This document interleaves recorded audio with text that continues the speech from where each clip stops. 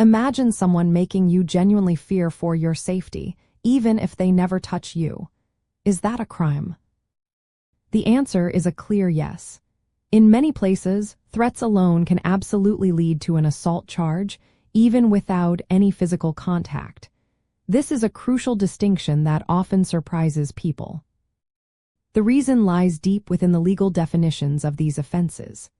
Unlike battery, which specifically involves unwanted and unlawful physical contact, assault primarily focuses on the psychological impact and the creation of fear.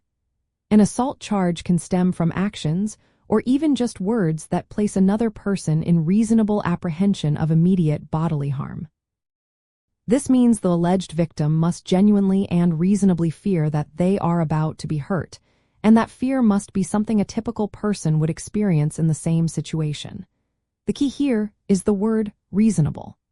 It is not about a vague or distant fear, but an immediate concern that harm is imminent. Additionally, the person making the threat needs to have the apparent ability to carry it out.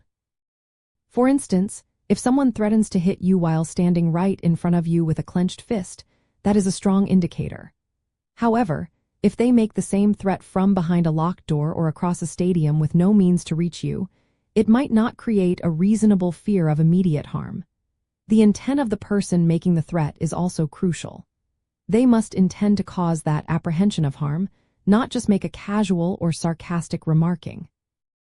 This careful legal distinction protects individuals from intimidation and ensures a baseline of personal security. So, what does this crucial distinction mean for you in practical terms? If you find yourself in a situation where you are being threatened, it is important to understand that your reasonable fear, even without physical contact, can be a valid component of a potential crime.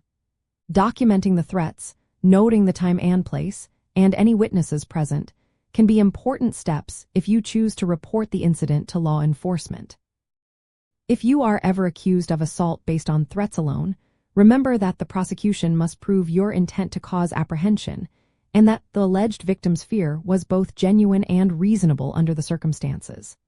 This often involves examining the specific words used, the body language, and the overall context of the interaction. Seeking legal counsel quickly in such a situation is always advisable to understand your rights and options.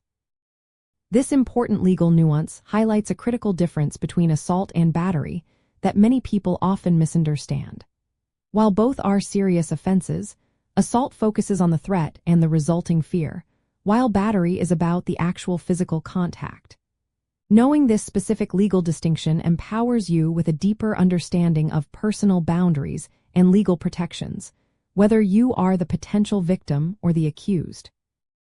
It underscores that words and menacing actions can have powerful and legally actionable consequences.